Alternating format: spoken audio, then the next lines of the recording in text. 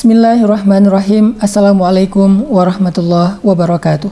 Allah Subhanahu wa ta'ala berfirman di dalam pembukaan surat Al-Ankabut. Alif Lam Mim.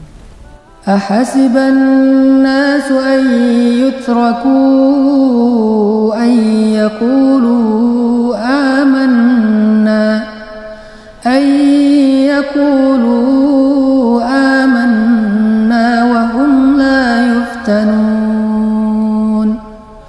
ولقد فتنا الذين من قبلهم فليعلمن الله الذين صدقوا وليعلمن الكاذبين. Yang artinya Alif Lam Mim.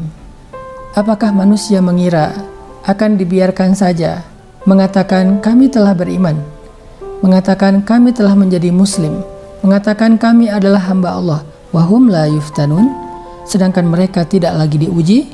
Walaqad fatannal ladzina min qablihim, padahal kami telah menguji orang sebelum mereka.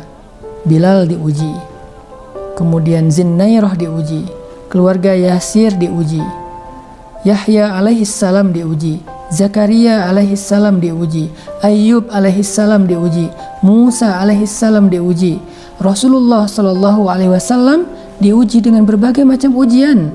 Walaqad fatannal ladzina min qablihim, sungguh kami telah menguji orang-orang sebelum mereka.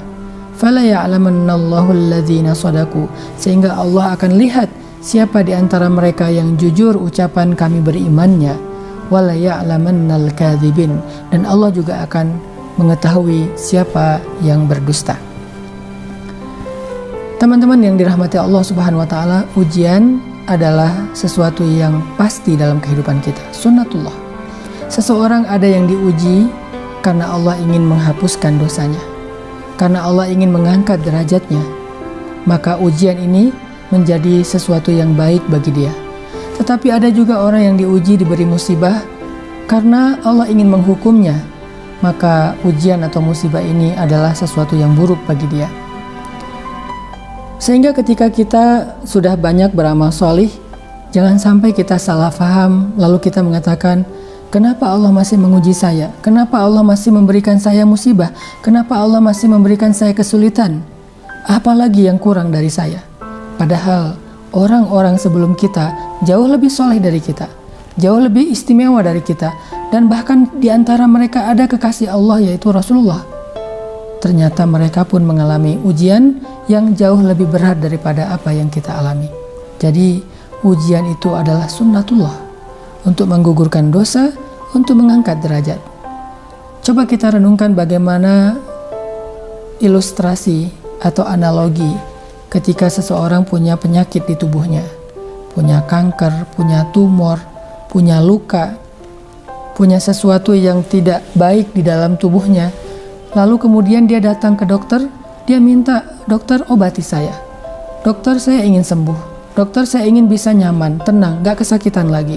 Lalu dia pasrah dengan keputusan dokter. Dokter mendiagnosa penyakitnya, kemudian setelah semua proses itu selesai, dokter mengatakan, ibu bapak harus dibedah. Penyakitnya harus diangkat. Yang sudah gak bisa lagi dipertahankan, harus diamputasi. Mungkin sedikit ibu akan kekurangan, mungkin ada bagian organ tubuh yang diambil, tetapi setelahnya ibu bapak akan mengalami kehidupan yang lebih baik, tidak kesakitan, mulai bisa beraktivitas normal. Bagaimana pendapat bapak ibu? Pasti pasien itu akan mengatakan, dokter, lakukan apa yang menurut dokter baik. Yang penting saya ingin hidup dan saya ingin bermanfaat, saya ingin mandiri, saya tidak ingin menyusahkan orang lain.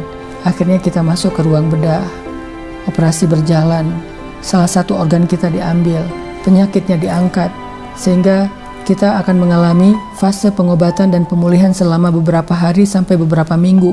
Setelah semuanya berlalu, maka kita akan mengatakan terima kasih dokter. Bahkan kita rela bayar berapapun kepada dokter itu ketika dia mampu mengangkat penyakit kita. Lalu kenapa kita mengeluh kepada Allah ketika Allah ingin mengangkat penyakit dosa-dosa kita di masa lalu, penyakit yang ada di hati kita? Mungkin dengan sedikit rasa yang tidak nyaman, seperti dokter mengangkat penyakit itu dengan bedah, dengan operasi.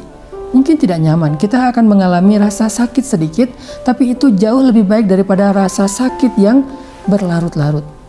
Maka analogi tersebut harusnya menjadi sebuah renungan buat kita. Tidak semua ujian itu buruk. Banyak ujian dari Allah itu adalah justru kebaikan untuk menghilangkan penyakit-penyakit dari kehidupan kita, untuk menghapus dosa-dosa kita, sehingga setelah itu Allah akan berikan kenikmatan dan kenyamanan dalam kehidupan kita. Barakallahu fikum.